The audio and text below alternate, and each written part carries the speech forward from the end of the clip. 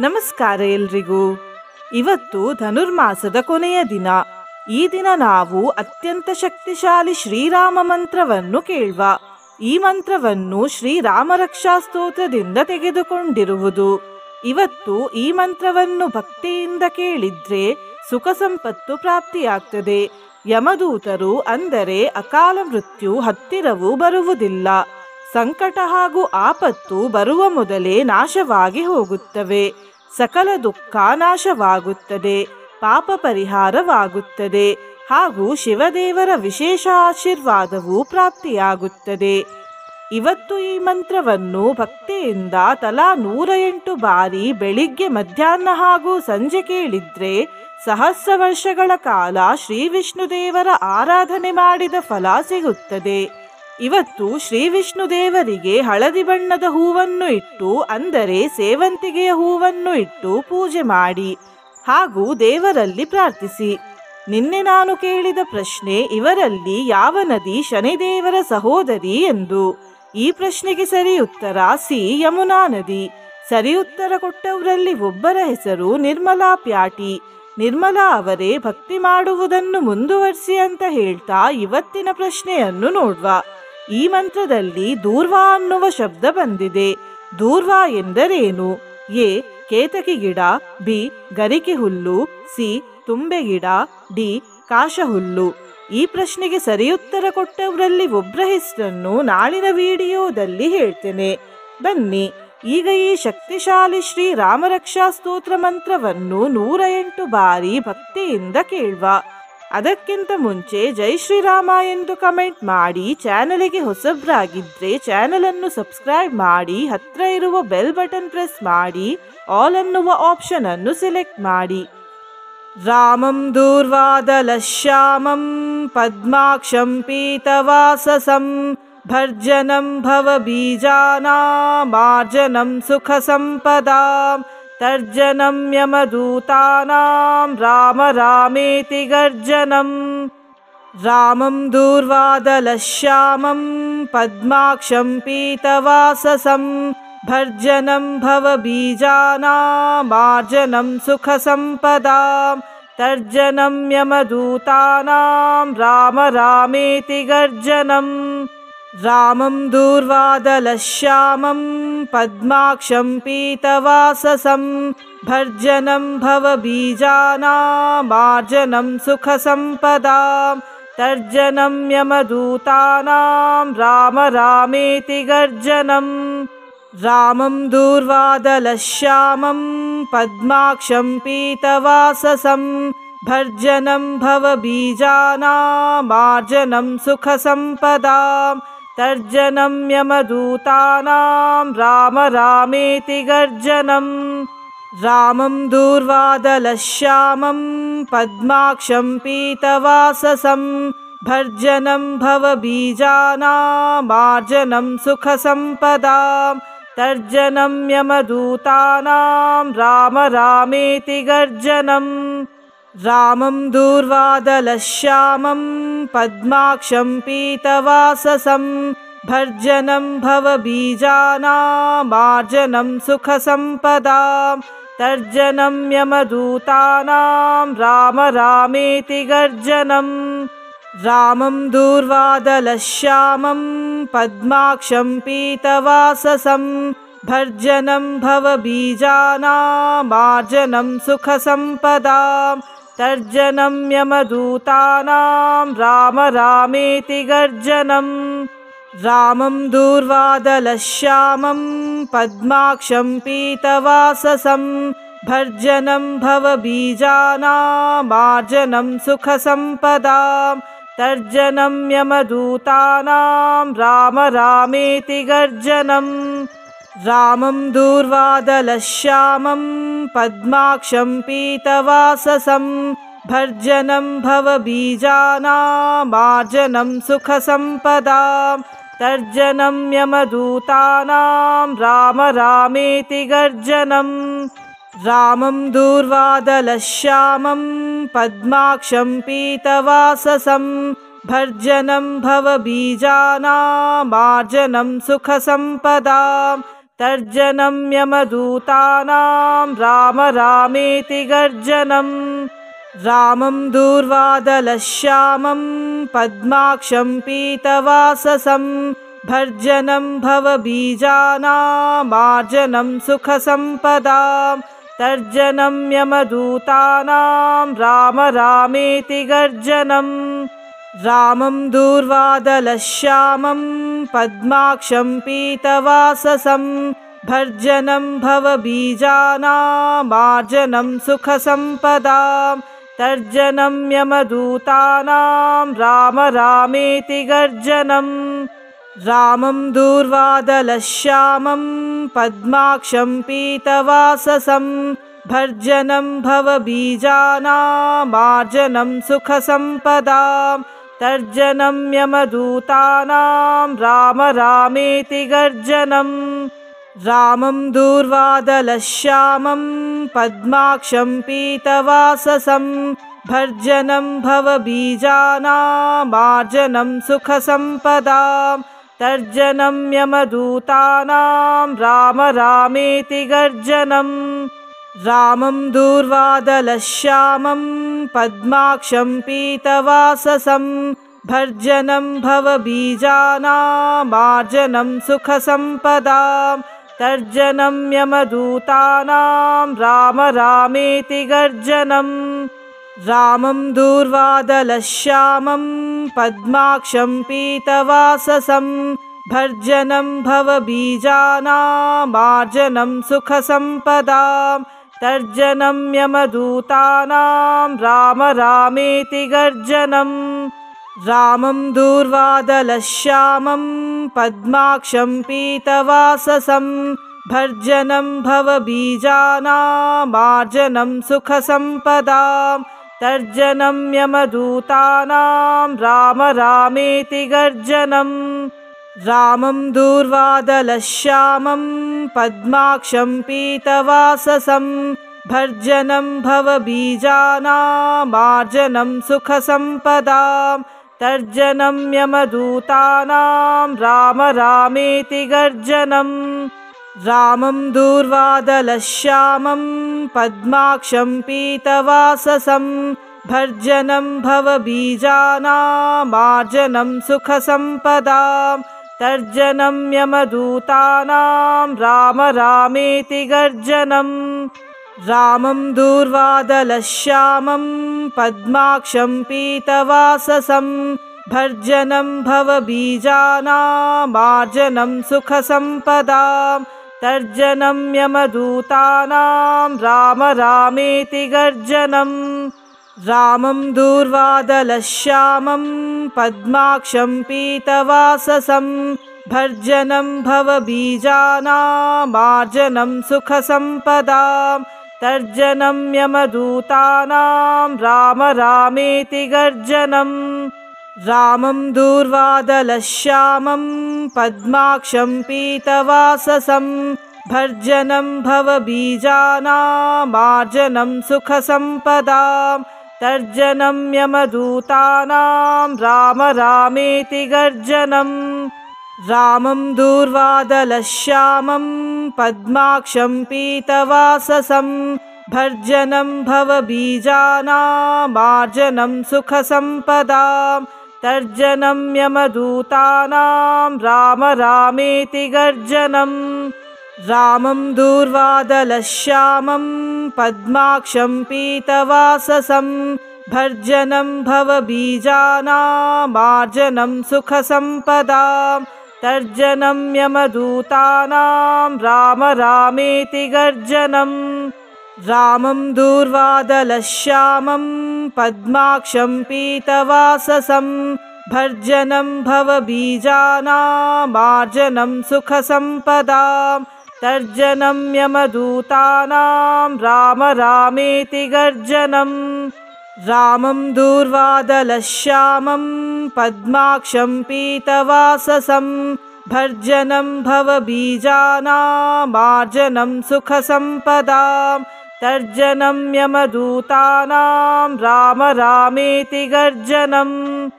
रामं दूर्वादलश्यामं पद्माक्षं पीतवाससं भर्जनं भवबीजानामार्जनं सुखसम्पदां तर्जनं यमदूतानां राम रामेति गर्जनम् रामं दूर्वादलश्यामं पद्माक्षं पीतवाससं भर्जनं भवबीजानामार्जनं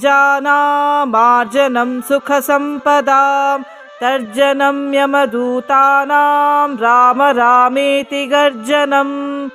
रामं दूर्वादलश्यामं पद्माक्षं पीतवाससं भर्जनं भवबीजानामार्जनं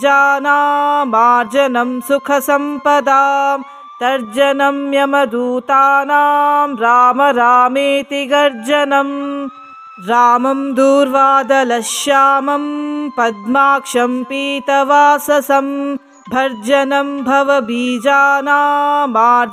सुखसम्पदां तर्जनं यमदूतानां राम रामेति गर्जनम् रामं दूर्वादलश्यामं पद्माक्षं पीतवाससं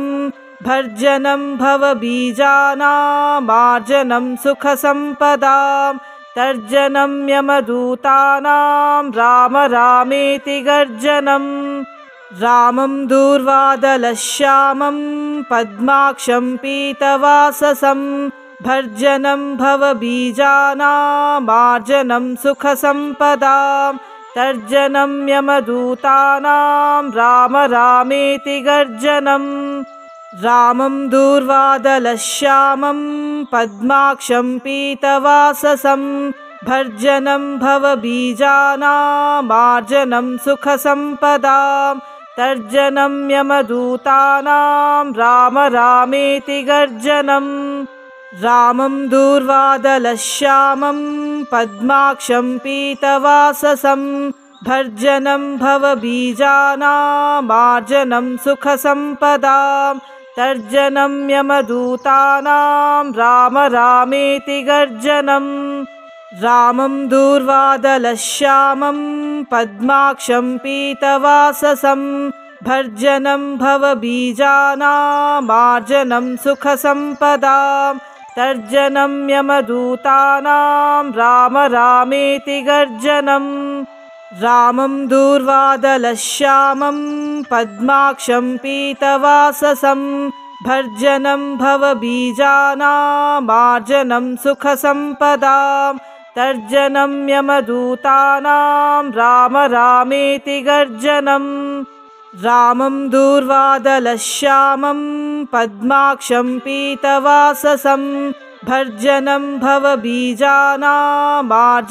सुखसम्पदां तर्जनं यमदूतानां राम रामेति गर्जनम् रामं दूर्वादलश्यामं पद्माक्षं पीतवाससं भर्जनं भवबीजानामार्जनं सुखसम्पदां तर्जनं यमदूतानां राम रामेति गर्जनम् रामं दूर्वादलश्यामं पद्माक्षं पीतवाससं भर्जनं भवबीजानामार्जनं सुखसम्पदां तर्जनं यमदूतानां राम रामेति गर्जनम् रामं दूर्वादलश्यामं पद्माक्षं पीतवाससं भर्जनं भवबीजानामार्जनं सुखसम्पदां तर्जनं यमदूतानां राम रामेति गर्जनम् रामं दूर्वादलश्यामं पद्माक्षं पीतवाससं भर्जनं भवबीजानामार्जनं सुखसम्पदां तर्जनं यमदूतानां राम रामेति गर्जनम् रामं दूर्वादलश्यामं पद्माक्षं पीतवाससं भर्जनं भवबीजानामार्जनं सुखसम्पदां तर्जनं यमदूतानां राम रामेति गर्जनम् रामं दूर्वादलश्यामं पद्माक्षं पीतवाससं भर्जनं भवबीजानामार्जनं सुखसम्पदां तर्जनं यमदूतानां राम रामेति गर्जनम् रामं दूर्वादलश्यामं पद्माक्षं पीतवाससं भर्जनं भवबीजानामार्जनं सुखसम्पदां तर्जनं यमदूतानां राम रामेति गर्जनम् रामं दूर्वादलश्यामं पद्माक्षं पीतवाससं भर्जनं भवबीजानामार्जनं सुखसम्पदां तर्जनं यमदूतानां राम रामेति गर्जनम्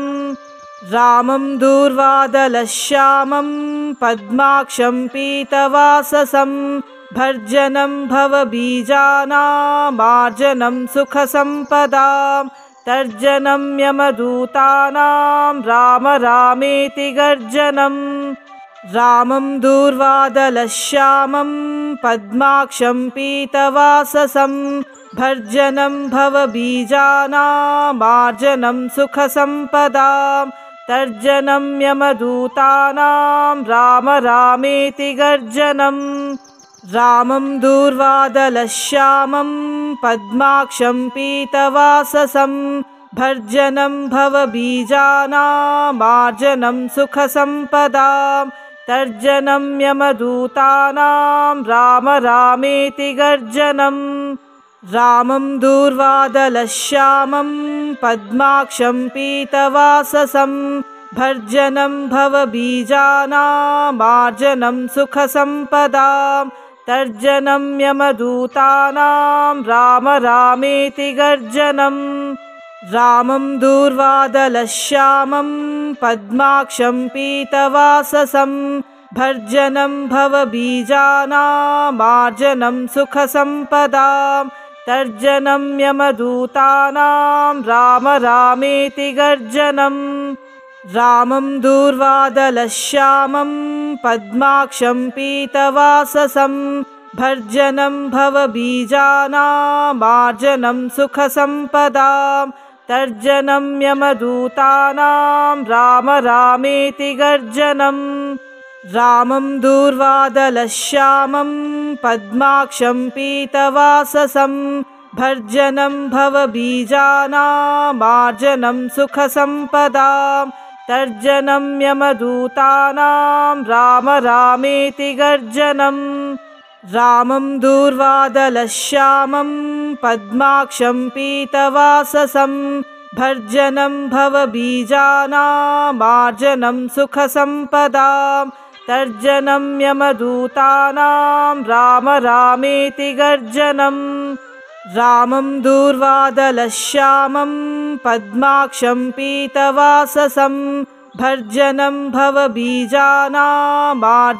सुखसम्पदां तर्जनं यमदूतानां राम रामेति गर्जनम् रामं दूर्वादलश्यामं पद्माक्षं पीतवाससं भर्जनं भवबीजानामार्जनं सुखसम्पदां तर्जनं यमदूतानां राम रामेति गर्जनम् रामं दूर्वादलश्यामं पद्माक्षं पीतवाससं भर्जनं भवबीजानामार्जनं सुखसम्पदां तर्जनं यमदूतानां राम रामेति गर्जनम् रामं दूर्वादलश्यामं पद्माक्षं पीतवाससं भर्जनं भवबीजानामार्जनं सुखसम्पदां तर्जनं यमदूतानां राम रामेति गर्जनम् रामं दूर्वादलश्यामं पद्माक्षं पीतवाससं भर्जनं भवबीजानामार्जनं सुखसम्पदां तर्जनं यमदूतानां राम रामेति गर्जनम् रामं दूर्वादलश्यामं पद्माक्षं पीतवाससं भर्जनं भवबीजानामार्जनं सुखसम्पदां तर्जनं यमदूतानां राम रामेति गर्जनम् रामं दूर्वादलश्यामं पद्माक्षं पीतवाससं भर्जनं भवबीजानामार्जनं सुखसम्पदां तर्जनं यमदूतानां राम रामेति गर्जनम् रामं दूर्वादलश्यामं पद्माक्षं पीतवाससं भर्जनं भवबीजानामार्जनं सुखसम्पदां तर्जनं यमदूतानां राम रामेति गर्जनम् रामं दूर्वादलश्यामं पद्माक्षं पीतवाससं भर्जनं भवबीजानामार्जनं सुखसम्पदां तर्जनं यमदूतानां राम रामेति गर्जनम् रामं दूर्वादलश्यामं पद्माक्षं पीतवाससं भर्जनं भवबीजानामार्जनं सुखसम्पदां तर्जनं यमदूतानां राम रामेति गर्जनम् रामं दूर्वादलश्यामं पद्माक्षं पीतवाससं भर्जनं भवबीजानामार्जनं सुखसम्पदां तर्जनं यमदूतानां राम रामेति गर्जनम् रामं दूर्वादलश्यामं पद्माक्षं पीतवाससं भर्जनं भवबीजानामार्जनं सुखसम्पदां तर्जनं यमदूतानां राम रामेति गर्जनम्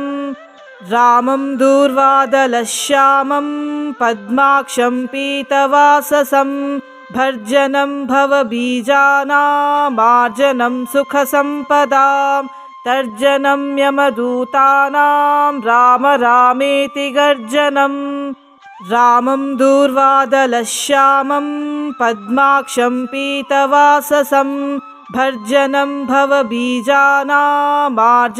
सुखसम्पदां तर्जनं यमदूतानां राम रामेति गर्जनम् रामं दूर्वादलश्यामं पद्माक्षं पीतवाससं भर्जनं भवबीजानामार्जनं सुखसम्पदां तर्जनं यमदूतानां राम रामेति गर्जनम् रामं दूर्वादलश्यामं पद्माक्षं पीतवाससं भर्जनं भवबीजानामार्जनं सुखसम्पदां तर्जनं यमदूतानां राम रामेति गर्जनम् रामं दूर्वादलश्यामं पद्माक्षं पीतवाससं भर्जनं भवबीजानामार्जनं सुखसम्पदां तर्जनं यमदूतानां राम रामेति गर्जनम् रामं दूर्वादलश्यामं पद्माक्षं पीतवाससं भर्जनं भवबीजानामार्जनं सुखसम्पदां तर्जनं यमदूतानां राम रामेति गर्जनम् रामं दूर्वादलश्यामं पद्माक्षं पीतवाससं भर्जनं भवबीजानामार्जनं सुखसम्पदां तर्जनं यमदूतानां राम रामेति गर्जनम् रामं दूर्वादलश्यामं पद्माक्षं पीतवाससं भर्जनं भवबीजानामार्जनं सुखसम्पदां तर्जनं यमदूतानां राम रामेति गर्जनम् रामं दूर्वादलश्यामं पद्माक्षं पीतवाससं भर्जनं भवबीजानामार्जनं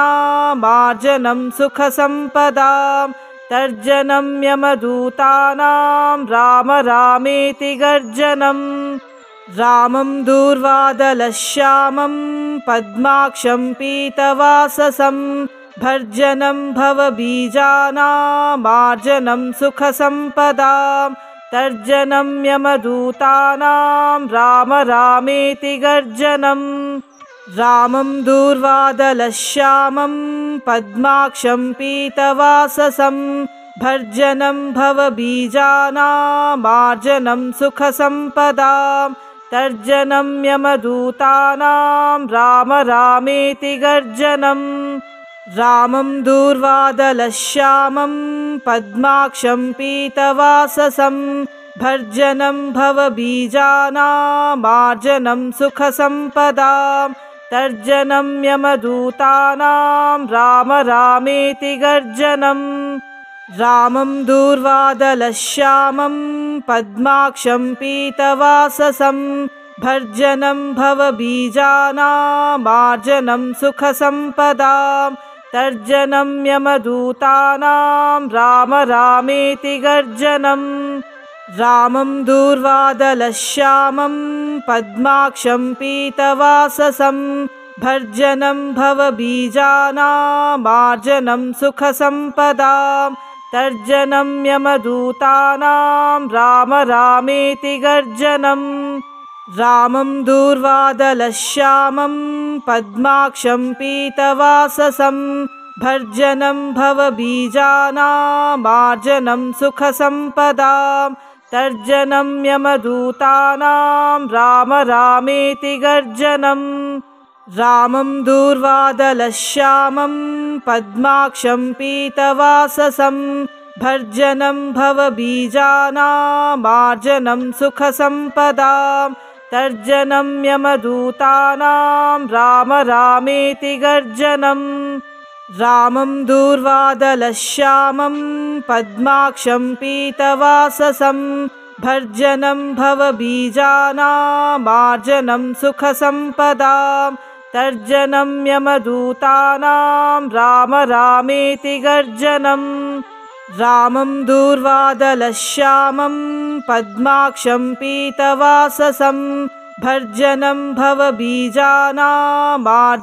सुखसम्पदां तर्जनं यमदूतानां राम रामेति गर्जनम् रामं दूर्वादलश्यामं पद्माक्षं पीतवाससं भर्जनं भवबीजानामार्जनं सुखसम्पदां तर्जनं यमदूतानां राम रामेति गर्जनम् रामं दूर्वादलश्यामं पद्माक्षं पीतवाससं भर्जनं भवबीजानामार्जनं सुखसम्पदां तर्जनं यमदूतानां राम रामेति गर्जनम् रामं दूर्वादलश्यामं पद्माक्षं पीतवाससं भर्जनं भवबीजानामार्जनं सुखसम्पदां तर्जनं यमदूतानां राम रामेति गर्जनम् रामं दूर्वादलश्यामं पद्माक्षं पीतवाससं भर्जनं भवबीजानामार्जनं सुखसम्पदां तर्जनं यमदूतानां राम रामेति गर्जनम् रामं दूर्वादलश्यामं पद्माक्षं पीतवाससं भर्जनं भवबीजानामार्जनं सुखसम्पदां तर्जनं यमदूतानां राम रामेति गर्जनम् रामं दूर्वादलश्यामं पद्माक्षं पीतवाससं भर्जनं भवबीजानामार्जनं सुखसम्पदां तर्जनं यमदूतानां राम रामेति गर्जनम् रामं दूर्वादलश्यामं पद्माक्षं पीतवाससं भर्जनं भवबीजानामार्जनं सुखसम्पदां तर्जनं यमदूतानां राम रामेति गर्जनम् रामं दूर्वादलश्यामं पद्माक्षं पीतवाससं भर्जनं भवबीजानामार्जनं सुखसम्पदां तर्जनं यमदूतानां राम रामेति गर्जनम् रामं दूर्वादलश्यामं पद्माक्षं पीतवाससं भर्जनं भवबीजानामार्जनं सुखसम्पदां तर्जनं यमदूतानां राम रामेति गर्जनम् रामं दूर्वादलश्यामं पद्माक्षं पीतवाससं भर्जनं भवबीजानामार्जनं सुखसम्पदां तर्जनं यमदूतानां राम रामेति गर्जनम् रामं दूर्वादलश्यामं पद्माक्षं पीतवाससं भर्जनं भवबीजानामार्जनं सुखसम्पदां तर्जनं यमदूतानां राम रामेति गर्जनम् रामं दूर्वादलश्यामं पद्माक्षं पीतवाससं भर्जनं भवबीजानामार्जनं सुखसम्पदां तर्जनं यमदूतानां राम रामेति गर्जनम् रामं दूर्वादलश्यामं पद्माक्षं पीतवाससं भर्जनं भवबीजानामार्जनं सुखसम्पदां तर्जनं यमदूतानां राम रामेति गर्जनम् रामं दूर्वादलश्यामं पद्माक्षं पीतवाससं भर्जनं भवबीजानामार्जनं सुखसम्पदां तर्जनं यमदूतानां राम रामेति गर्जनम् रामं दूर्वादलश्यामं पद्माक्षं पीतवाससं भर्जनं भवबीजानामार्जनं सुखसम्पदां तर्जनं यमदूतानां राम रामेति गर्जनम् रामं दूर्वादलश्यामं पद्माक्षं पीतवाससं भर्जनं भवबीजानामार्जनं सुखसम्पदां तर्जनं यमदूतानां राम रामेति गर्जनम् रामं दूर्वादलश्यामं पद्माक्षं पीतवाससं भर्जनं भवबीजानामार्जनं सुखसम्पदां तर्जनं यमदूतानां राम रामेति गर्जनम् रामं दूर्वादलश्यामं पद्माक्षं पीतवाससं भर्जनं भवबीजानामार्जनं सुखसम्पदां तर्जनं यमदूतानां राम रामेति गर्जनम् रामं दूर्वादलश्यामं पद्माक्षं पीतवाससं भर्जनं भवबीजानामार्जनं सुखसम्पदां तर्जनं यमदूतानां राम रामेति गर्जनम् रामं दूर्वादलश्यामं पद्माक्षं पीतवाससं भर्जनं भवबीजानामार्जनं